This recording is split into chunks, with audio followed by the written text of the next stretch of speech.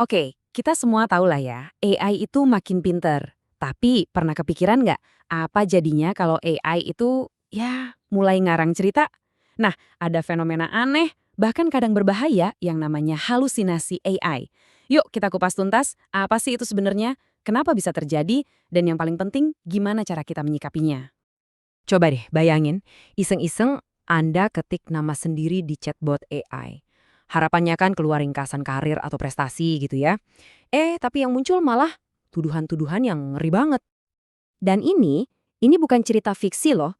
Ini tuduhan beneran yang dialami seorang jurnalis Jerman, namanya Martin Bernklau.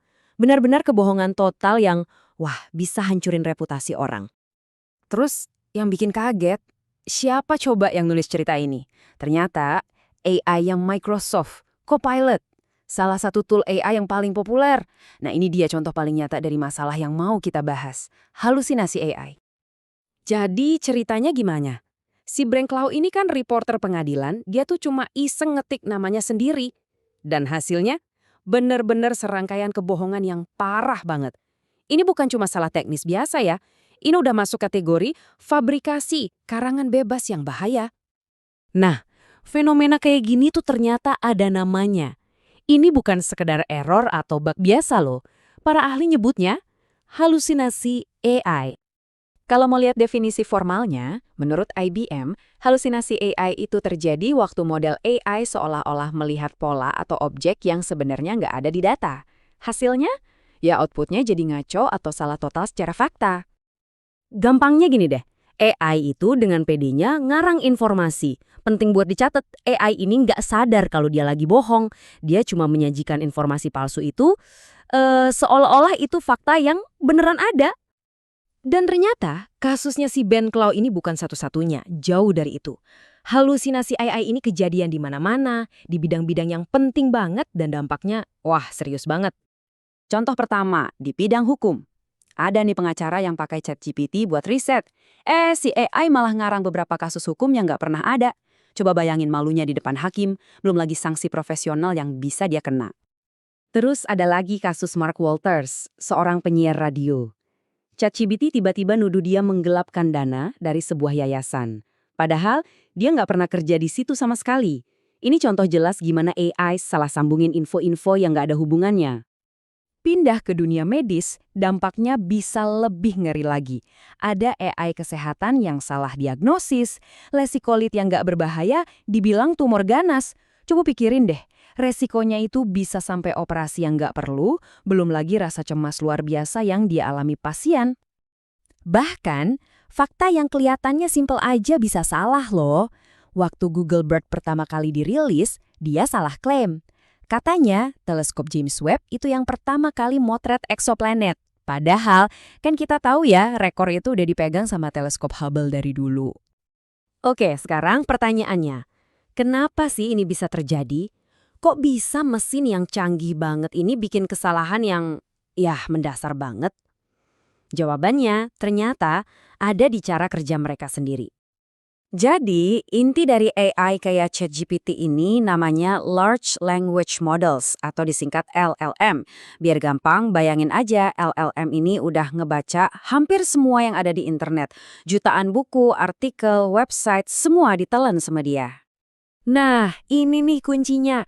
AI itu nggak benar-benar paham apa itu kebenaran. Tugas utama dia tuh cuma satu, jadi ahli pencocok pola. Dia belajar hubungan statistik antar kata cuma buat nebak. Kira-kira kata apa ya yang paling pas muncul selanjutnya dalam sebuah kalimat? Tujuannya, bikin kalimat yang kedengarannya nyambung dan masuk akal, bukan kalimat yang faktual.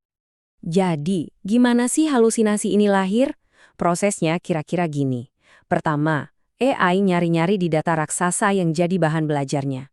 Kedua, dia bisa aja nemu pola yang salah. Misalnya, nama seorang jurnalis sering muncul dekat kata pengadilan dan kasus. AI bisa salah nyambungin ini jadi jurnalis itu punya kasus.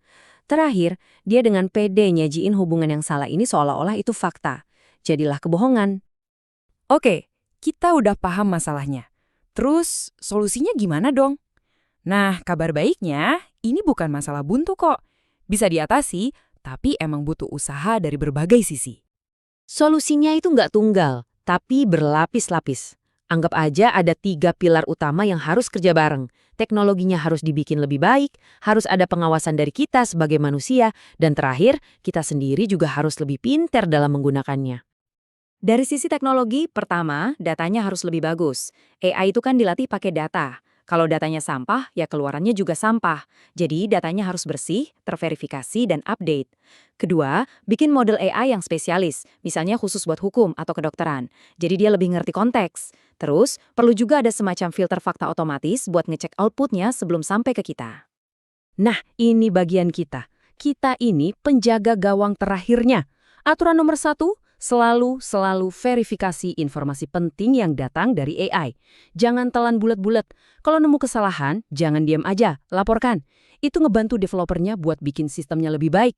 Intinya, ingat, AI itu asisten super canggih, bukan dewa kebenaran.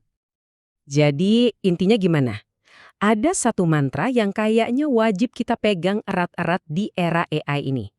Sederhana banget, tapi penting. Anggap AI itu sebagai alat. Ya, alat yang luar biasa kuat buat bantu kerja, buat jadi kreatif, tapi dia bukan mesin pencari kebenaran yang sempurna. Titik. Potensi AI ini memang luar biasa besar, nggak bisa dipungkiri. Tapi kuncinya ada di kehati-hatian kita saat menggunakannya. Tanggung jawabnya balik lagi ke kita, para penggunanya, untuk ambil manfaatnya semaksimal mungkin sambil nekan risikonya seminimal mungkin. Sebagai penutup, saya mau lempar satu pertanyaan buat kita renungkan bareng. Semakin AI ini jadi bagian dari hidup kita sehari-hari, tanggung jawab kita buat selalu kritis, buat ngecek ulang, dan buat ngejaga apa itu kebenaran, justru jadi makin besar kan? Jadi pertanyaannya, apa peran yang akan Anda ambil dalam melindungi kebenaran di era baru ini?